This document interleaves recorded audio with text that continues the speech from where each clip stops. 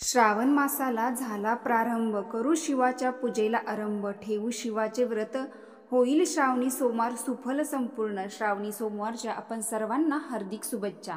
हर हर महादेव, ओम नमः शिवाय.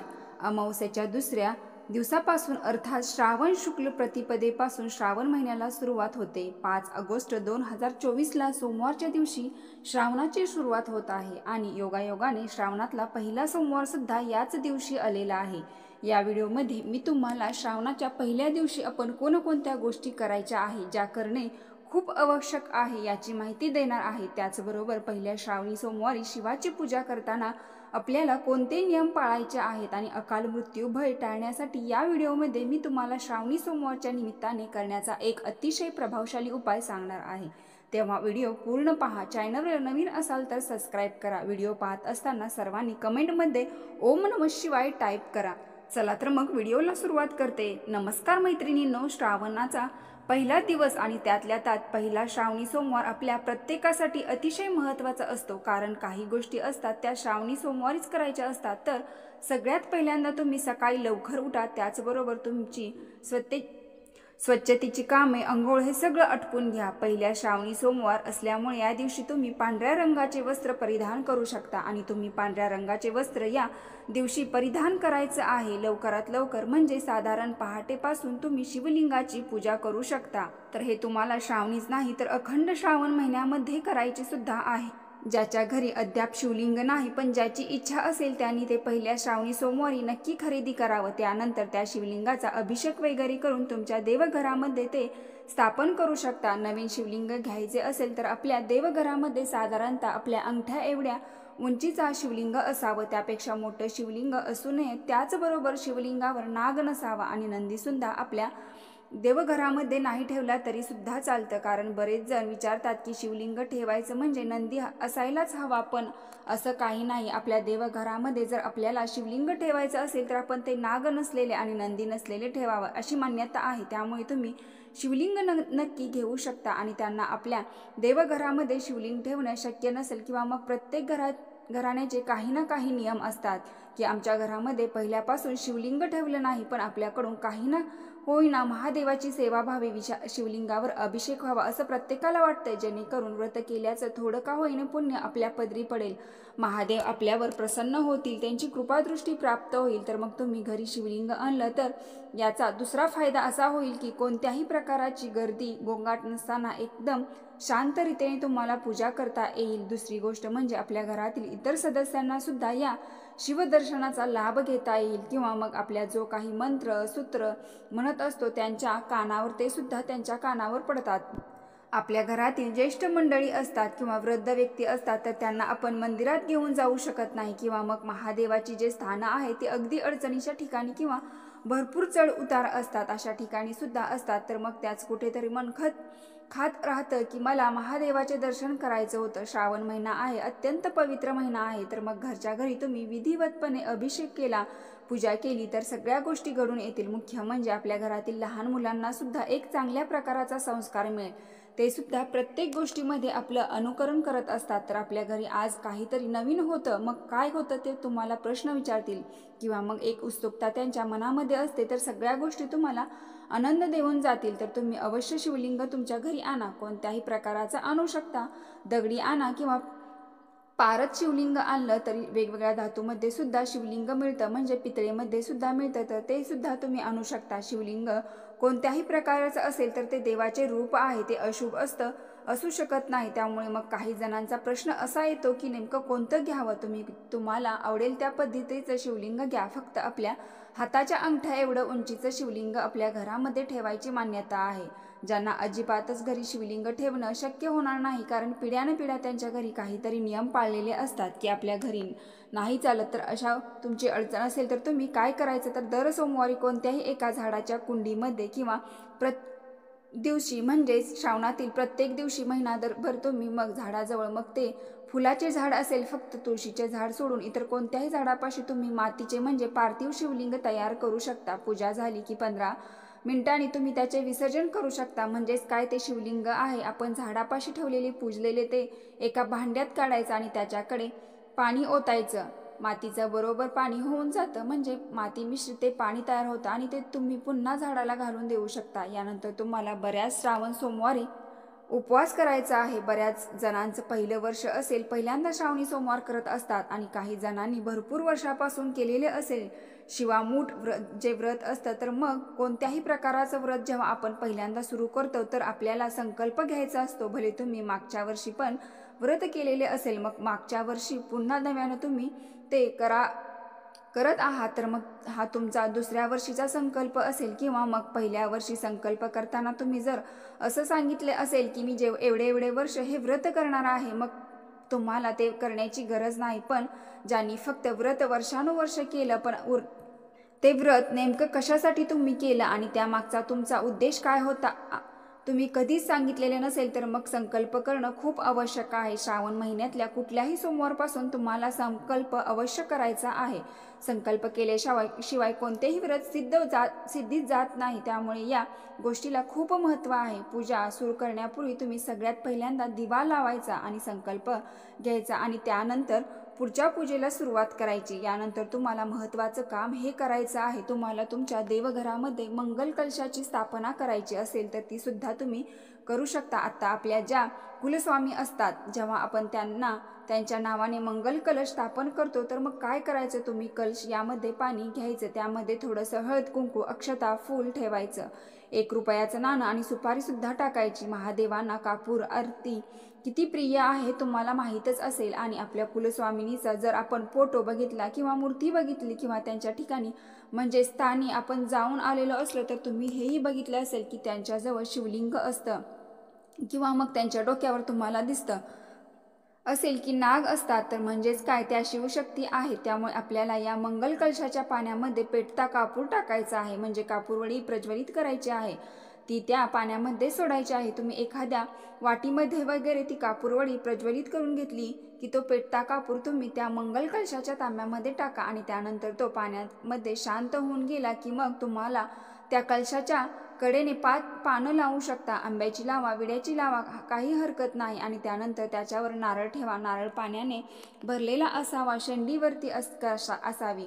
अशा पद्धतीने तुम्हाला तो कुलदेवीचा मंगल कलश श्रावणाच्या पहिल्या दिवशी आणि पहिल्या श्रावणी सोमवार आहे म्हणून स्थापन करता येईल. ज्यांच्या घरामध्ये पहिल्यापासूनच कुलदेवीचा मंगल कलश असेल, तर पण त्यांनी पहिल्या श्रावणी सोमवारी त्या कलशातील पाणी बदला आणि मग सांगितल्याप्रमाणे तुम्हाला त्याच्यामध्ये पेटती कापूरवडी सुद्धा सोडायची आहे. म्हणजेच काय, तर नंतर जेव्हा आपण ते पाणी बदलतो तर मग सुगंधित एक प्रकारे पाणी असल्यामुळे आपण आपल्या घरामध्ये थोडंफार पवित्र येण्यासाठी, घरातील वाईट बाधा निगेटिव्हिटी निघून जाण्यासाठी ते पाणी शिंपडू शकतो. म्हणजे खूप सुगंध असतो त्या पाण्याला. तुमच्या घरामध्ये शिंपडल्यामुळे तुमच्या घरामध्ये एक प्रकाराचे चैतन्य, एक मंगलमय वातावरण सुद्धा तयार होईल. त्यामुळे कापूरयुक्त पाणी करण्यासाठी म्हणून एक शिवशक्ती आहे, त्या म्हणून आपल्याला त्यामध्ये कापूर सोडायचा आहे. त्याचबरोबर नारळ जर तुमच्यात तडकलेला असेल, कोंब आलेला असेल, तर मग त्या दिवशी तुम्ही ते नारळ कुंडीमध्ये वगैरे किंवा जमिनीमध्ये लावू शकता. किंवा तुम्हाला घरी लावणे शक्य नसेल तर तुम्ही मंदिराच्या ठिकाणी सुद्धा जाऊन ते लावू शकता. आता श्रावण महिन्यात लग्न झालेल्या सर्व महिलांनी आपल्या हातामध्ये हिरव्या रंगाच्या बांगड्या अवश्य परिधान कराव्यात, कारण या महिन्यामध्ये सौभाग्यकारक सुद्धा बऱ्याचशा गोष्टी केल्या जातात. तर हिरव्या रंगाच्या बांगड्या घालण्याचा उद्देश काय, श्रावण महिना हा निसर्गाचे वरदान लाभलेला अतिशय पवित्र असा महिना आहे. भगवान शिवशंकराची सेवा आपण या महिन्यात करतो, माता पार्वतीची सेवा करतो. त्यामुळे हिरवा रंग एक निसर्गाचे प्रतीक म्हणून आपण आपल्या हातामध्ये बांगड्याच्या स्वरूपात नक्की घालू शकतो. त्यातल्या त्यात काचेच्या बांगड्या खूप महत्त्वाच्या आहेत आणि व्रतवैकल्य म्हटले की काचेच्या बांगड्याचा आपण घालून पूजा केली पाहिजे. त्यामुळे मग हिरव्या बांगड्या जरी घालायच्या असतील तर पण त्या काचेच्या घालावेत. हा नियम तुम्हाला पाळायचाच आहे. त्या बऱ्याच जणींना काय होतं की ऑफिसला जातात किंवा नोकरी व्यवसायाच्या ठिकाणी जातात, मग खूप जास्त लोकांमध्ये आपल्याला राहावं लागतं, तर आपण खूप जास्त शृंगार करून जाऊ शकत नाही. तर तुम्ही जेव्हा जेव्हा महादेवाची पूजा कराल किंवा ज्या दिवशी व्रत वैकल्य असेल त्या दिवशी तुम्ही हिरव्या रंगाच्या बांगड्या घालूनच ती पूजा करावी. बाकी वेळा त्या काढून ठेवल्या तरी सुद्धा चालतील. मात्र हिरव्या रंगाच्या बांगड्या तुम्हाला तुमच्या घरी आणायच्या आहेत. माता पार्वतीचा फोटो समोर किंवा आपल्या घरामध्ये पार्वती रूपी अन्नपूर्णा देवी आहे, तिच्यासमोर तुम्हाला त्या बांगड्या ठेवायच्या आहे, त्याची पूजा करायची आहे. या हिरव्या बांगड्या तुम्ही इतक्या घ्यायच्या की त्यातल्या काही बांगड्या तुम्हाला देवी अन्नपूर्णेसमोर ठेवून महिनाभर राहू द्यायच्या आहेत आणि श्रावण महिना संपला की पुन्हा तुम्ही त्या वापरू शकता, काही हरकत नाही. आणि त्यातल्या काही बांगड्या तुम्हाला लगेचच श्रावणाच्या पहिल्या दिवशी तुमच्या हातामध्ये परिधान करून घ्यायच्या आहेत. आपण सौभाग्यकारक कोणत्याही गोष्टी करायच्या म्हटल्या की तुळशीला सुद्धा प्राधान्य देतो किंवा तुळशीची सुद्धा पूजा करतो. त्यामुळे तुम्ही श्रावणामध्ये तुळशी मातेला सुद्धा हिरव्या बांगड्या अर्पण करू शकता. दुसरी गोष्ट म्हणजे श्रावण मास मध्ये बऱ्याच माहेरवाशिनी सण सुद्धा साजरे करायला आपल्याकडे, त्यामुळे त्या माहेरवाशिनींना आपल्याकडे येतील त्याची पाठवणी करण्या अगोदर त्यांना हिरव्या बांगड्या अवश्य भरा. यामुळे त्यांच्या सौभाग्यामध्ये सुद्धा वृद्धी होते आणि ते करण्यासाठी आपण कुठेतरी कामात पडलो याचं पुण्य आपल्याला भगवान शिवशंकर आणि माता पार्वतीच्या कृपेने मिळत असतं. तर हिरव्या बांगड्याचे महत्त्व मी तुम्हाला समजावून सांगितलं. सर्वात महत्त्वाचं म्हणजे या दिवशी आपल्याला नाग नरसोबा अवश्य घ्यायचा आहे आणि आपल्या घरामध्ये तो चिटकवायचा आहे. कारण श्रावण महिना सुरू झाला की तुम्ही बघा दररोज काही ना काही असतं. म्हणजे आज या देवाची पूजा, उद्या त्या देवाचे व्रत, म्हणजे काही ना काही गोष्टी आपण करत असतो. आणि ही काय नवीन गोष्ट नाही आहे. आता आपण बऱ्याच वर्षापासून श्रावणाची व्रत वैकल्य किंवा जे सणवार आहे ते पाळत आलेलो आहोत. त्यामुळे या गोष्टीची आठवण करून देते की नाग नरसोबा अवश्य घ्या आणि आपल्या घरामध्ये तो चिटकवायला विसरू नका. यामध्ये तुम्हाला नरसिंहाचे चित्र बघायला मिळेल, त्याचबरोबर नागोबाचं चित्र बघायला मिळेल किंवा जे श्रीकृष्ण आहे ते कालिया नागावर उभे आहेत अशा पद्धतीचे चित्र त्यावर असेल. जीव त्यांचं चित्र असतं, त्याचे व्रत आपण दर शुक्रवारी करत असतो. त्याचबरोबर बुध आणि बृहस्पती यांचे सुद्धा चित्र असतं. तर मग त्या प्रत्येक वाराला जवळपास तुम्हाला पूजा करण्यासाठी नाग नरसोबाची गरज पडते. आणि आता लगेचच 2-4 दिवसात नागपंचमी आहे, त्यामुळे नरसोबा आपल्या घरी आणायचा आहे. पहिल्या दिवशी आपल्याला देवी अन्नपूर्णेच्या मूर्तीवर कुंकुमार्चन करायचं असतं आणि कुंकुमार्चन आपल्याला सकाळीच करायचं असतं, हे लक्षात ठेवा. संध्याकाळी कुंकुमार्चन करत नाही. त्यामुळे जेव्हा तुम्ही सकाळी जेव्हा देवपूजा करता, शिवलिंगाची पूजा करता, तर अन्नपूर्णा देवीच्या मूर्तीवर सुद्धा कुंकुमार्चन करून घ्या. त्यानंतर संध्याकाळी ते कुंकू तुम्ही एका डब्बीत भरून ठेवा. तुम्हाला पूर्ण श्रावण महिन्यामध्ये ज्या काही पूजा अर्चा करायच्या असतील किंवा मग ज्या वेळेस तुम्हाला तुमच्या मुलांचा औक्षण करायचं असेल त्यावेळेस तुम्ही ते कुंकुमार्चन स्वतः वापरायचं आहे. महिलांनी आपल्या भांगेमध्ये सिंदूर म्हणून भरण्यासाठी सुद्धा ती कुंकुमार्चन वापरू शकता. अखंड सौभाग्य प्राप्तीसाठी होते. कुंकुमार्चन केलेले कुंकू पुन्हा देवपूजेमध्ये वापरायचं नसतं. आपण कुंकुमार्चन करताना जे काही मंत्र स्तोत्र म्हणत असतो त्याचा प्रभाव त्या कुंकवावर पडत असतो आणि एक प्रकारे मंत्राने प्रभावित असलेले ते कुंकू आपल्यासाठी एक आशीर्वाद रूपे असतं. त्यामुळे आपल्याला स्वतःला काय करायचं आहे त्यासाठी आपण ते कुंकुमार्चन वापरावं. तुम्ही तुमच्या घरातल्या सदस्या व्यतिरिक्त ते कुंकू इतर कोणालाही नाही दिलं तरी सुद्धा चालेल. पण जेव्हा काही वाढदिवस असतो किंवा मग आपल्या घरामध्ये काही कोणाचं औक्षण करायचं असेल शुक्रवारच्या निमित्तानं, आता आपण आपल्या मुलांचं औक्षण करू किंवा कोणाला कुठल्या महत्त्वाच्या कामाला जायचे असेल तर त्या गोष्टीसाठी तुम्हाला ते कुंकू वापरता येईल. त्यामुळे कुंकुमार्चन तुम्ही अवश्य करा. खूप चांगले लाभ आपल्याला त्याचे बघायला मिळतात. आता आपल्याला शिवशंकराची शिवलिंगाची पूजा करताना काय काय गोष्टी लक्षात ठेवायच्या आहेत. तुम्ही कोणत्याही पदार्थाचा अभिषेक शिवलिंगावर करा, म्हणजे जे पदार्थ शिवलिंगावर अभिषेक करण्यासाठी म्हणून वापरले जातात, पण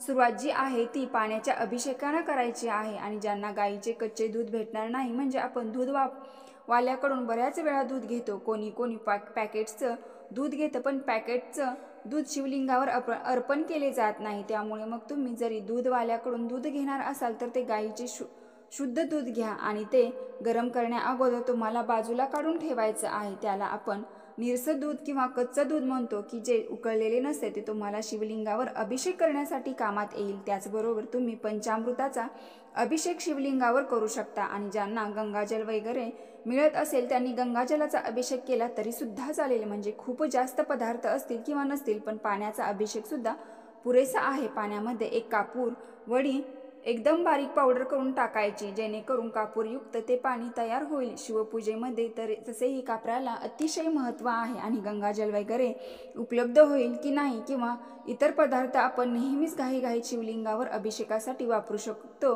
की नाही, तर मग तुम्ही ते सुगंधित पाणी तयार करून ठेवलं तर दररोज जरी तुम्हाला शिवलिंगावर अभिषेक करायचा ठरला तरी पण ते कापूरयुक्त पाणी वापरू शकता. शिवपूजेमध्ये तुम्हाला काही वस्तू वापरायच्या नसतात, जसं की तुळशीचे पान वापरत नाहीत, केतकीचे फूल वापरायचं नसतं, हळद कुंकू वापरायचं नसतं. त्यामुळे या गोष्टी लक्षात ठेवा आणि त्यानुसार पूजा करा.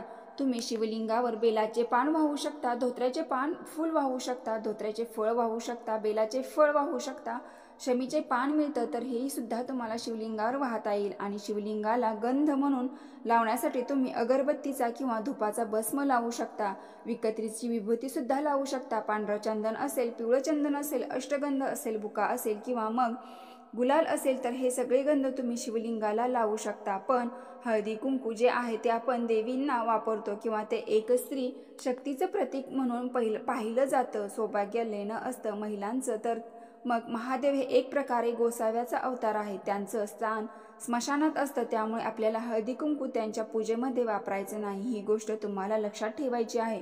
श्रावण महिन्यात ज्या दिवशी तुम्हाला उपवास असतो त्या दिवशी तुम्हाला ब्रह्मचार्याचे पालन करायचे असतं. त्याचबरोबर आपल्या वडील धाऱ्या मंडळीचा आशीर्वाद घ्यायचा असतो. घरामध्ये खोटं बोलणं किंवा वादविवाद करणे टाळायचं आहे. तुम्ही पूर्ण श्रावण महिन्यामध्ये हा संयम पाळला की तुम्हाला तुमचं मन शांत ठेवायचं आहे. घरामध्ये नेहमी भांडण होत असतील, वादविवाद होत असतील तर ते करणंसुद्धा तुम्ही टाळलं किंवा या सगळ्या गोष्टी तुम्ही संयम आणला तर नक्कीच तुमच्या घरामध्ये सुख, शांती, समाधान, लक्ष्मी नांदेल. महादेवाच्या कृपेने तुमच्या घरामध्ये सगळ्या गोष्टी चांगल्या व्हायला लागतील. या दिवशी तुम्ही म्हणजे श्रावणातल्या या सोमवारच्या दिवशी तुम्हाला आठवणीने शिवमुठीची कहाणी वाचायची आहे. त्याचबरोबर तुम्ही महामृत्युंजय मंत्रसुद्धा म्हणू शकता. शिवलीला अमृतमधला तुम्ही 11वा अध्यायसुद्धा या दिवशी ऐकू शकता किंवा वाचू शकता. याचं खूप चांगल्या प्रकारे फळ आपल्याला मिळतं. दिवसभरामध्ये तुम्ही ओम नमः शिवाय, ओम नमः शिवाय या मंत्राचा सुद्धा जप करू शकता.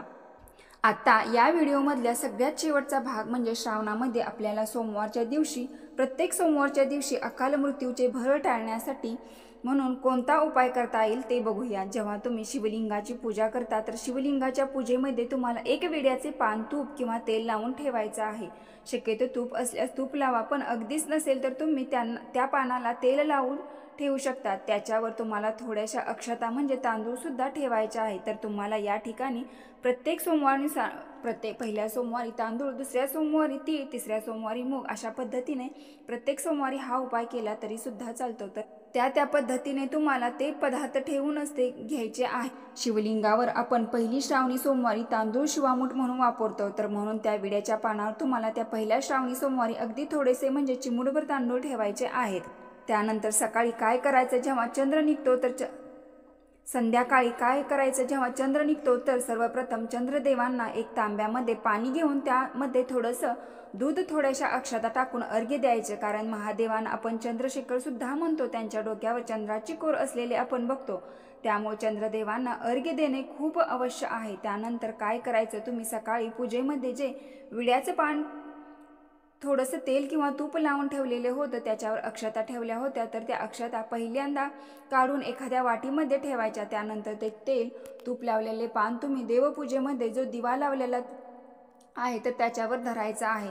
आपण त्या पानावर तेल किंवा तूप लावलेल्या असल्यामुळे काय होतं, जेव्हा आपण ते दिव्यावर धरतो तर तिथे काजळ तुम्हाला त्यात तयार झालेलं ते काजळ तुम्हाला त्या तांदळाला लावायचं आहे. तुम्ही त्या अक्षता ठेवलेल्या होत्या तर त्यांना ते काजळ तुम्ही लावलं म्हणजे विड्याचं पान जिथे काळं झालेलं असेल त्यावर तुम्ही पुन्हा त्या अक्षता ठेवल्या आणि थोड्याशा रगडल्या तर मग त्या पुन्हा पूर्ण काळ्या अक्षता होऊन जातील. तर मग या अक्षता तुम्हाला घरातील कोणत्याही एका व्यक्तीला आपल्या दोन्ही हातामध्ये धरायचे आहेत. आपल्या मुख्य दरवाजाच्या बाहेर जायचं आणि संपूर्ण दरवाजावर म्हणजे वरून ते खालीपर्यंत तुम्हाला त्या अक्षता 7 वेळा उतरवायच्या आहेत. नंतर त्या काळ्या झालेल्या अक्षता तुम्हाला लांब फेकून द्यायच्या आहे. जेव्हा तुम्ही त्या अक्षता 7 वेळा तुमच्या दरवाजावरून उतरवून असतात त्यावेळेस तुम्हाला प्रार्थना करायची आहे, हे महादेवा आमच्याकडून पूजेमध्ये आज काही चूक झालेली असेल तर माफ करा. त्याचबरोबर आजकाल आपण बघतो की अकाल मृत्यूचे प्रमाण खूप जास्त वाढलेले आहे किंवा मग हार्ट अटॅक म्हणा किंवा आजारपण म्हणा, या सगळ्या गोष्टी वाढलेल्या आहेत. त्यामुळे खूप कमी वयाच्या व्यक्ती आपल्यातून निघून जात आहेत आणि त्यांचे दुःख सोसणं आपल्यासाठी खूप कठीण होऊन जातं. म्हणजे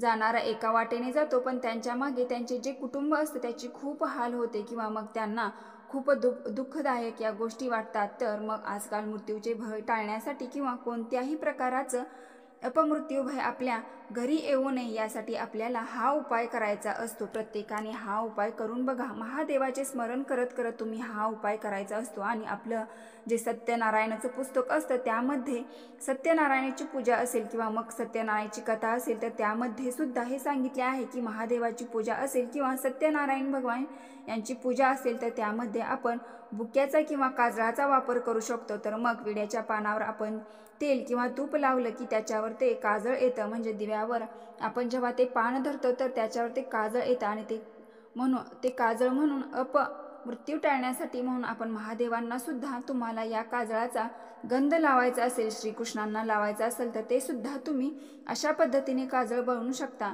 नक्की करून बघा। मैत्रिणींनो, तुम्हाला व्हिडिओ आवडला असेल तर नक्की सबस्क्राईब करा। हर हर महादेव, ओम नमः शिवाय।